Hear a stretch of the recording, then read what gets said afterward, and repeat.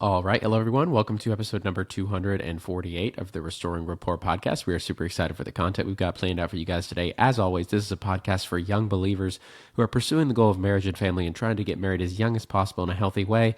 I'm your host, Seth Hensley. I come on twice a week, every week, to discuss not only the benefits of getting married young, but also attempt to equip and encourage you in your pursuit of that goal. And today we're going to be giving you some really awesome ideas for how to conduct and facilitate the best bonfire date ever. And if you're looking to take your partner or your significant other or your spouse even on the best bonfire date of his or her life, this is going to be something that is going to generate a lot of value for you. Don't stop listening. We're going to talk about everything as far as how to pull off the best bonfire day ever, and kind of lots of tips and tricks on how to do that and make it a date worth remembering and worth doing.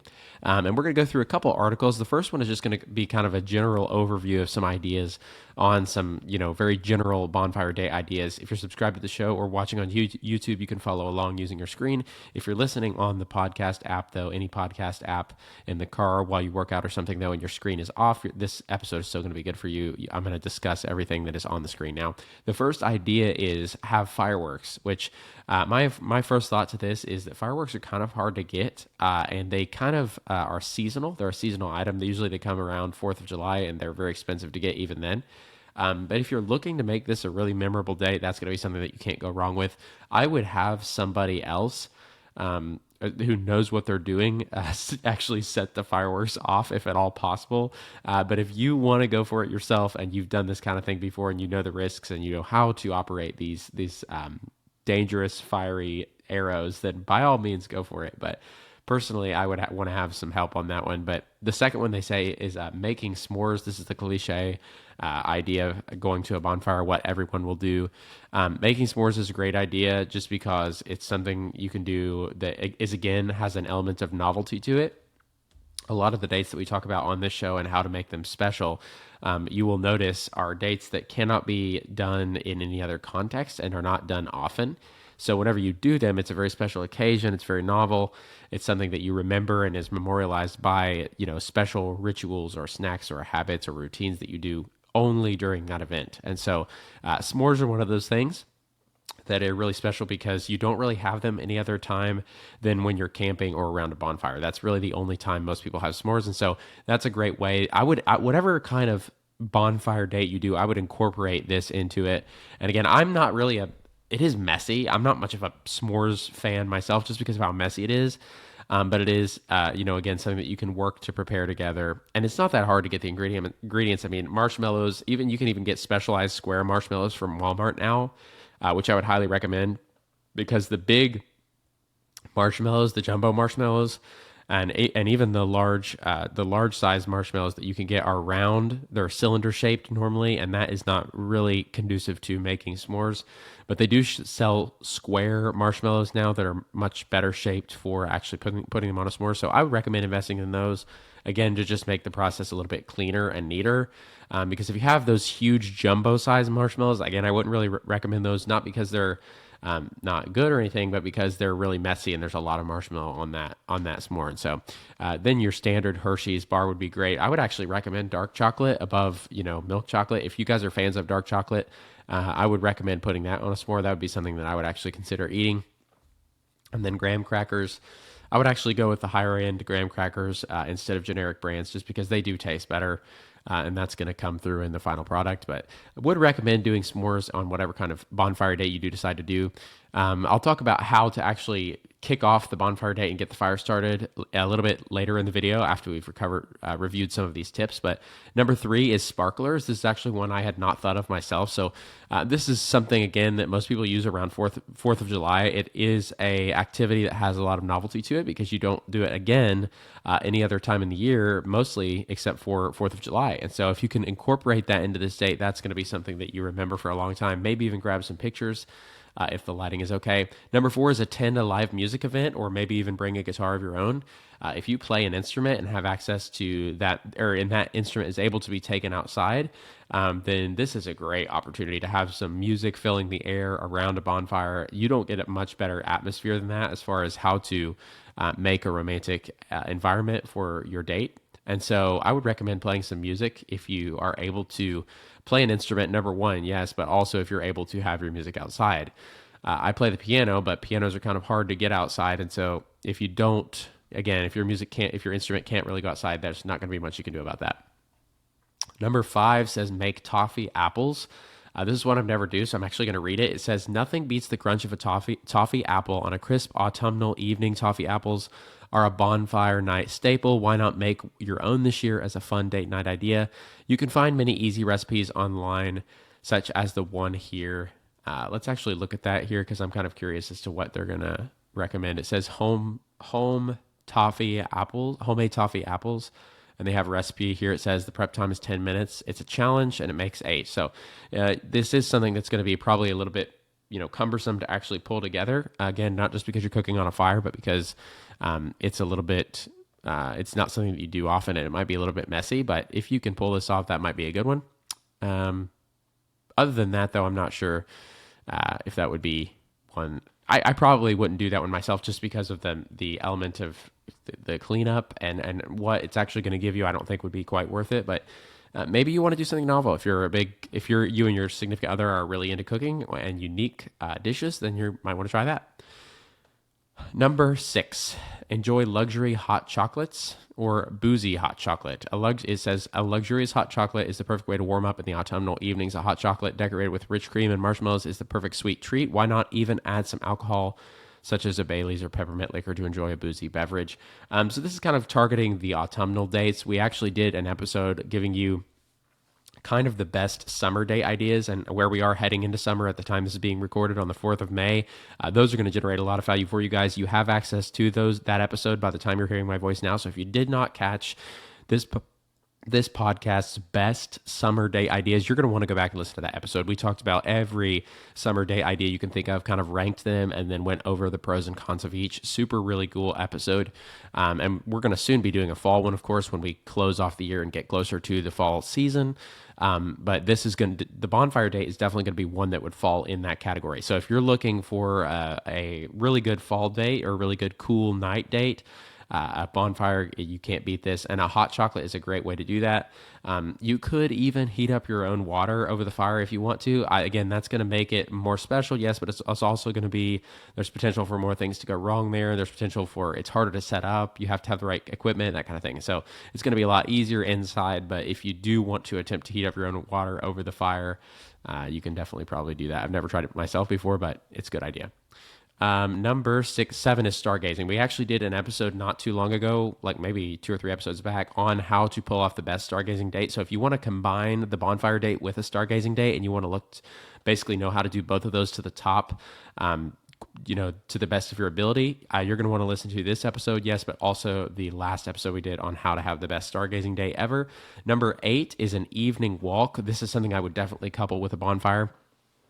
Because usually if you're doing it in the summer, it's really beautiful in the evenings. It's starting to cool down a little bit. You can go on a walk first and then enjoy the rest of the evening after it gets dark outside around the bonfire and do those s'mores or special drinks, like I said. Really good idea. Even a sparkler at the end would be fun. Number 9 says drink some mulled wine. If wine is your thing, this might be a good idea. It would create, again, a really great atmosphere. Something about drinking some warm mulled wine around the fire is really, really cozy. Number 10 says warm up around the fire. It says enjoy the most traditional bonfire night event by warming up around the fire. You can visit an organized event or just enjoy a fire pit in your own garden or glamping pod in TY and Bryn. This is going to kind of get into how you want to set up your actual date. They suggested here an organized event or enjoy a fire pit in the comfort of your own garden. I actually, in my rural area, we don't have many organized bonfire events. They do exist, but there are lots of people there, and generally you don't know those people well, so the intimate atmosphere kind of goes out the window if you go to a big organized bonfire event. So I would recommend, if you're doing this as a bonfire date, which is, I assume you are, because you clicked on this episode, then you should probably do, a bonfire in the comfort of your own home. If you don't have access to a really good fire pit, you can always go to a campground. Campfires are something that you can do every night if you decide to go camping. We'll do an episode on how to pull off the best camping date of all time. But for now, you could go to a campground and build a fire there as well. Or even if somebody has access to a fire pit that you could do that. Maybe if you're house sitting or something, just get access to a really nice fire pit somehow. It doesn't even have to be nice. I mean, if you have an enclosed space an open space that you have access to that you can go to, some cinder blocks and a ring will do it. All you have to do is make a fire inside that, and that will probably cut it for you. Especially if it is not if the fire danger for that month or day or week is low. And so that's going to be something you can do to actually make the fire. But again, I would recommend building your own fire here. And I'm going to get into kind of fire building skills in a minute. But I would recommend doing that just because, again, it's going to be the atmosphere is going to be something that you can control a lot better, and it's going to be a lot more intimate. This next article that we're going to go through is going to kind of go through specific bonfire date night ideas and go into more detail on them.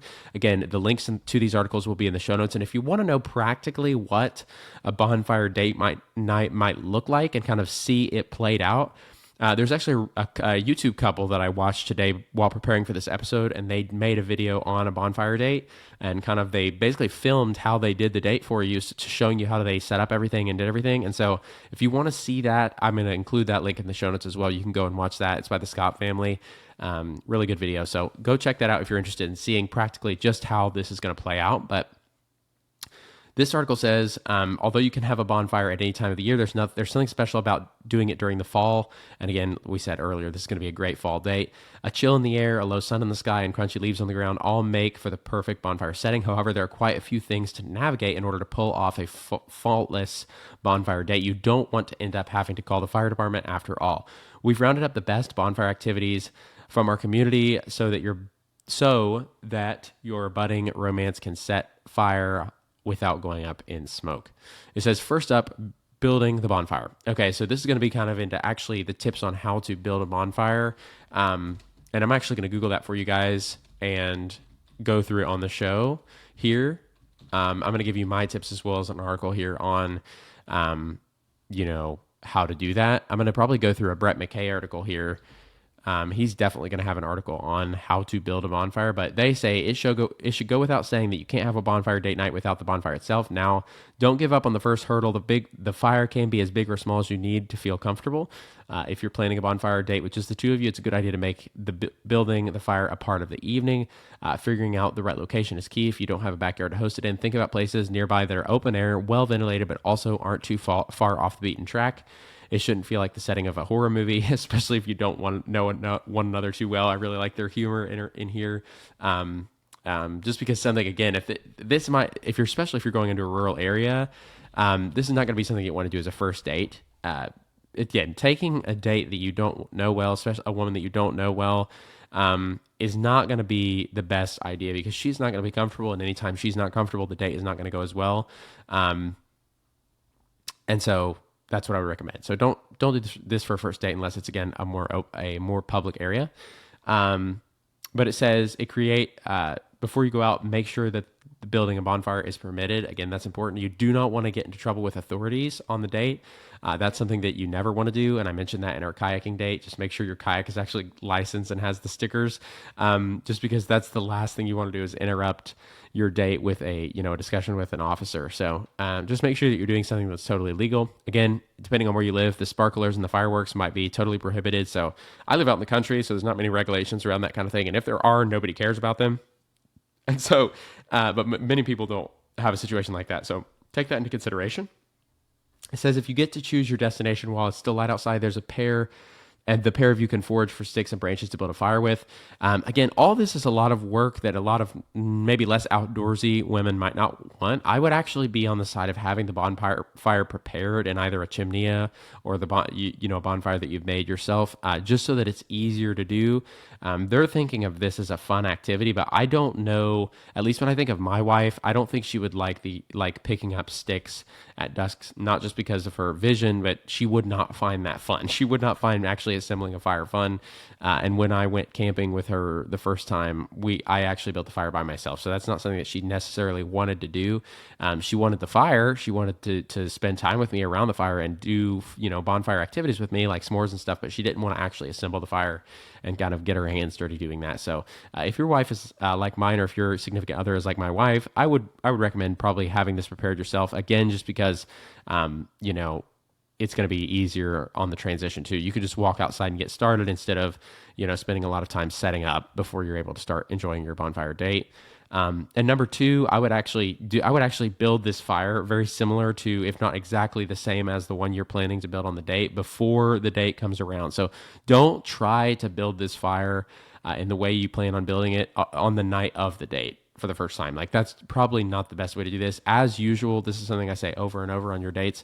Try to go to the location of the date yourself before the date, and just make sure everything can run smoothly, and just make sure that you've tried the fire in this location, you've tried it using this style of fire building, and it works. There are kind of two styles of fire building. There's log cabin fires, and then there's teepee fires. At least that's the only ones that I'm aware of, and that's usually the ones that people use. I myself prefer the log cabin fires much over the teepee fires, but if teepee fires are your thing, go ahead and shoot for it. But again, try to build the fire before the date, because again, you don't want to come off as incompetent here. You don't want to come off as a man who, to this woman you don't know well, as a man who, can't build a fire to keep her warm. You want to come off as a competent man who can take care of her and basically has put in the thought and the foresight to know what the challenges that are going to come with a bonfire date and has prepared accordingly. And so that's how you're going to want to present yourself to this woman. So build the fire you plan on building before the actual date. Cannot underemphasize that. Again, try to carry out this date as much as you possibly can by yourself in the actual location to make sure that it will work and that there are no problems. But it says another thing to be mindful of is the weather. Be sure to check the forecast before you plan building a bonfire. Heavy rain, wind, or even snow mean that it will not only be impossible to build a successful fire, but undoubtedly both you and your date won't be keen on spending time outdoors. That's true, but again, I would say most of the time these dates are best done spontaneously. So checking the weather can only do so much for you. If you're checking the weather a week, 2 weeks out, you're not going to get an accurate reading, especially in the summertime when thunderstorms spring up, out of thin air. You're going to want to just be able to spontaneously go on this date with somebody if it is a good evening. And so basically, just this is a date that you're not going to know you're going on, way out. I would just, if you're going to go on this date, I would build the fire the day before. In the location that you're going to build it, make sure everything works, and then check the next day forecast, see what the weather is, and then go on it at that with that drop of a hat notice. Because if you plan way out, like a week, 2 weeks out, again, the weather, anything can happen. It's going to totally make your date unpredictable, and you're not basically going to know, if it's going to work out or not, and that's always, a problem. The next article that I'm going to go through, though, I'm going to just take a break with this one really quick, and I'm going to share a tab from The Art of Manliness called How to Build a Campfire That Will Last Through the Night. And this is going to be, a campfire is going to be something that you're going to want to know how to do if you're going to go on a bonfire date, obviously, because you're not going to be relying on somebody else to build it for you. You're going to be the one responsible for getting this bad boy blazing. And so as you can see pictured here, he has the log cabin fire structure here. And this is one that I find much more structurally sound, less likely to fall over before you want it to. And obviously much better as far as the structural integrity of the fire. My number one tip for how to build a fire is make sure you have dry firewood. Man, do not go to this date with wet firewood. That is the last thing you want to do. If you're not able to get this fire started, you're not going to be able to have a bonfire date. And so the whole date, the whole evening is kind of riding on your ability to get this fire going. So again, I would build the fire in the same structure, the log cabin fire, the night before the date, and make sure that everything goes smoothly and that building a fire is permitted in the area of the date. And after you've done that, you know that everything can go well. You're not doing this the first time on the night itself, and you're actually prepared. So you've built the fire, you know how to do it, you assemble it quickly. If not beforehand, I would assemble the fire beforehand, log cabin style. And what that is I'm just going to kind of outline it for you guys here. I would get lots of small kindling. I would use wood that you've actually paid for that's very dry. Again, wet wood is not going to be something that you're going to want to use. Wet leaves, not the best. I would use newspaper, paper, fire starter, something really, really light and thin. First, wad it up, throw it in the middle, surround that with really, really small kindling and shaved off pieces of dry wood that you've purchased from a store. Surround that with slightly larger pieces that have been chopped with a tomahawk. and then make a log cabin structure, just kind of layering the pieces on top of another around your fire starter and kindling center. And then once you've done that, put a larger ring of, the more permanent burning fuel on the outside, the larger, chopped and purchased firewood, making sure it's dry, because then that's how you're going to be able to get a really good fire going. Make sure you pack a lighter for this event. The last thing you want to do is be stuck without a lighter. If you want us to kind of see what this guy says are the best tips, we're going to kind of go through it here. But basically it's all summed up in this image here. He says stack wood in a pyramid. Oh, this is for the fire that lasts through the night. He's going to say stack wood in a pyramid shape, each layer perpendicular to the next. Biggest, thickest logs go on the bottom. The pieces that get smaller as the stack goes up. Place tinder on top as you would a typical fire. Place a circle of rocks around the fire and position the wood together with minimal spacing. As you can see here, he's put his big ones on the bottom, his middle size ones in the middle, and his small kindling size on the top. And so the fire is basically just going to burn down this pyramidal structure as the night progresses. And this is going to save you a lot of time as far as refueling the fire. But I would just consider the actual unique situation you're going to find yourself in. If you find yourself in a situation where you need to put more fuel in the fire, go ahead and put it on there.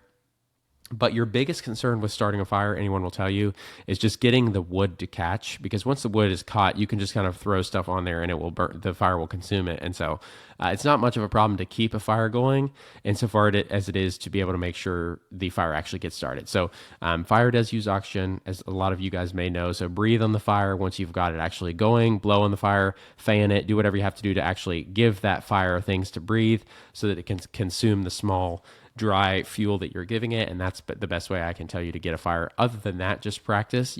There are people who know how to build fires much more than I have. While I have built quite a few myself, it's not something that I would consider myself an expert in. So if you know one of those people, I just ask them for some pointers on how to build a really good fire, have them show you, give you tips and tricks and stuff like that. A lot of this is just going to be practice though. So don't worry about it too much. But again, I would practice building the bonfire beforehand. If you're going to do a bonfire date, you're going to want to know how to build a fire yourself. But the next thing in this article, it says, if you've chosen a destination while it's still light outside, the pair of you can forage for sticks. Again, that's going back to the thing earlier. I wouldn't do that. I would have it set up yourself. Not going to be something that I think the majority of women want to do. Is this, forage through the woods, assembling and building and looking for fire materials. That's a guy's version of fun. That's not really a girl's version of fun. And so most of them are not going to want to do that. It says, okay, but what about what to wear on a bonfire night? So now the bonfire night is actually locked on location-wise, and most important element is taken care of, the actual fire. It's time to think about wardrobe choices. It really depends on the vibe. Says Victoria, if it's more of a casual group hang, I'd wear sweats and t-shirt and a jacket. But if it's where there's going to be food and a bunch of drinks, I'd dress up a little nicer. So jeans, a nice top, and some boots. If you're going to be outdoors for a long period of time, you have to prioritize warmth and comfort first. That is certainly true, especially if you're doing this date in the fall. In the summer, it's not so much a problem because not only do you have a fire, but usually you're in shorts and a tank top or shorts and a t-shirt anyway. It says, this woman says she wouldn't wear a leather blazer. She would wear a leather blazer. She would not wear, a leather blazer and a mini dress, but it's definitely not that kind of thing. A warm jacket layered with a hoodie or sweater and sensible footwear is the way to go. If it's super cold, bring a hat, a scarf, and some gloves. That's definitely a good idea. They'll come in useful if you plan on roasting anything over the fire. It's also worth remembering that a fire creates smoke, so your clothing and hair will definitely carry the scent when you get home. This is true. For any of you who've camped, this is going to be something that happens to you. So if you're planning on going out after the fire, usually people don't do this because it's in the evening and you light a bonfire at night. But if you are planning on going out after the fire, just know that it might be something you need to reconsider just because of how you're going to smell. You are going to smell like a campfire after the fact. It says they'll come in use. Bring a hat and scarf and gloves will come in useful if you're roasting anything over the fire. That's true for the warmth because a lot of times your hands are going to be getting close to the fire. Even if you would take my recommendation, get roasting sticks instead of sticks that you've picked up from outside. And so some gloves over your hands could not go amiss. There, it would be an extra layer of protection. You could even, guys, if you wanted to go super fancy, you could take a skillet, an iron skillet, and make a meal. But again, that's a lot of prep. If you want to do it though, it would be, I think, definitely something worthwhile, but that's a lot of prep. But if you can pull it off, that's going to be a memorable date. It says bonfires are the winter equivalent of barbecues. With that in mind, whatever kind of bonfire you're planning, food has to be high on the priority list. If you're venturing out to a remote location, packing dry snacks is a smart move. Think about chips, trail mix, candy, things that are easy to transport and also share with your date. Bring along a flask of something hot is also a good idea, especially if you aren't sure that your fire making skills are up to scratch. Well, again, I wouldn't recommend doing this date if your fire building skills are not, sufficient for building a fire. It says you can keep warm with a toasty beverage instead. Another approach is to bring the food to the fire. It says if you're hosting a bonfire night with several guests, there's an opportunity to go all out, providing things like things to roast like marshmallows, make up for a great group activity. And of course, you can make delicious s'mores for everyone afterwards. If you're opting for a more low-key, manageable fire, you can maximize the food options. It says, I love baking potatoes in the fire pit. Says Rosie, age 31. Once they're done, everything can come inside, pick their toppings, and tuck in. We have made this meal called hobo meals. As far as camping goes, it's a potato with a bunch of vegetables and meat, basically wrapped in aluminum foil and then thrown straight in the middle of the fire for, a period of time until they're cooked, and then you can get them out and eat them straight from the aluminum foil. Really good overall. I would say that would make a great meal if you are looking to do the actual bonfire date night meal. It says now what the fire and food are taken care of, but what about providing some additional entertainment after having people over and roasting things on the fire? It's always fun to set off some fireworks. So there's a fireworks idea again. Again, with reference to my previous point that if you have legal restrictions on what fireworks you can set off in your general area, make sure you know those so that the police don't show up and crash your perfect date. Again, sparklers are a great alternative. So you might not be allowed to do fireworks, namely because they're very expensive, rarely available, and there are regulations, especially if you live in a neighborhood or a subdivision. But sparklers should be okay for most of you, I would imagine. But it says they're an easier, stress-free option would be to seek out a local fireworks display where you and your date can sit back and relax instead. Again, I would recommend using the back of a truck with some blankets and pillows in it if you have access to a truck, which we covered in our stargazing episode. But overall, this has been a pretty good article so far. To wrap up, it says, if blinding nights and noises aren't your thing, go down the music route instead. I always pack a speaker if I'm arranging any kind of outdoor date. This is huge. I would pack a Bluetooth speaker and have some music going that, again, sets the tone of your evening and the date you're trying to pull off. If you're wanting to pull off a really, really romantic and thoughtful date, music is going to be a huge way that you can set the tone of the location of your date. Have that Bluetooth speaker set with a really romantic playlist. This isn't like a jazzy dinner date, so you might want to go with something a little bit more acoustic or folkish, maybe outdoor music. I wouldn't go with country, depending on your significant other's taste. Some people don't like country, some people do, but figure that out and play a good outdoorsy camping acoustic folk sort of instrumental background playlist, and then that will really set the tone of your evening. You can have that going the whole time, from the bonfire setup to the actual bonfire, to the s'mores, to the meal, to the whole thing, the whole shebang. I would definitely recommend that. It says, we hope we've given you plenty of bonfire date ideas to incorporate into your next date. Connecting with nature or even the darker and colder months can make for a truly different and memorable dating experience. However, we will say this is an area where it is important to come prepared, from the weather to the food to the bonfire. You truly can't leave anything up to chance, but once you have put in the prep work, it's time to let that speak for itself. Bonfires make for a great date night because the whole point is really just to gather and vibe together. That's pretty much it. Overall, this has been a really good article. Man, I wish I would have researched beforehand some more fire building strategies here just to help you guys, because I think that's the actual struggle that most of you guys are going to have. So I'm going to search the Art of Manliness really quick here, just while I keep going, to see if I can find anything on fire building.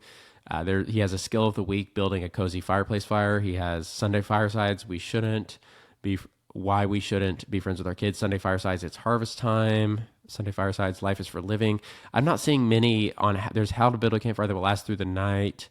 But I'm not 6 fire lays every man should know. Maybe this is a good one. Let's go through this really quick here just to give you guys a little bit of preparation. There's the TP fire lay, number 2, the star fire lay, and number 3, the lean fire lay. The only one I've ever even seen of these is this one right here, the TP fire lay. Again, this is not this article for some reason is not featuring my favorite fire building strategy, which is the cabin building strategy, which I kind of detailed for you earlier in the video. That I think is going to be the easiest for you. And it's also going to be the most structurally sound, the easiest to pull off if you're not a master of this. Here it is. The log cabin fire lay, the long parallel fire lay, the pyramid upside down council fire lay. So again, this sounds like the pyramid upside down council fire lay is going to be the kind of the fire lay that you're going to want if you're going to make this last into the night. It's going to be a kind of a self-fueling fire, but the easiest one I would say to pull off is going to be this log cabin fire right here. This is going to be the kind that I would do just because it is kind of self-feeding, but it also is just the easiest to pull off and doesn't fall over as easy in the middle of your preparation period. So this is going to be one that I would recommend for your actual firebending session. But I hope you guys have enjoyed this episode. If it's generated value for you, reach out and let us know what your thoughts are through the link in the show notes. You can send us a personalized audio voice message, giving us your thanks, questions, comment, feedback, an alternate perspective, your story, anything at all. We would love to hear those. It would make us feel super connected to you guys as an audience member, and it would make this podcasting system two-way. For sure, reach out through that show notes link if you use any of the tips that I discussed in this video or podcast, whichever one you're listening to. Follow the show on Instagram and Facebook if you're interested in more content that we post. But I think this is a really, really fun day idea, guys. This is something that I've done over and over and over. One of the best sort of events that I actually look forward to every fall is having a fire and being outside. And so again, just to recap, dress warm, build the fire beforehand, make sure that the weather's good, build the log cabin fire, make sure that you have dry wood, bring some music through a Bluetooth speaker to play in the background, have novelty snacks. Those are going to be the best things that are going to help you with pulling off the best bonfire day of all time. So I hope you guys have enjoyed listening to this. Hope it's generated value for you. Reach out and let me know if it has. Thank you so much for listening, and I will talk to you all next time.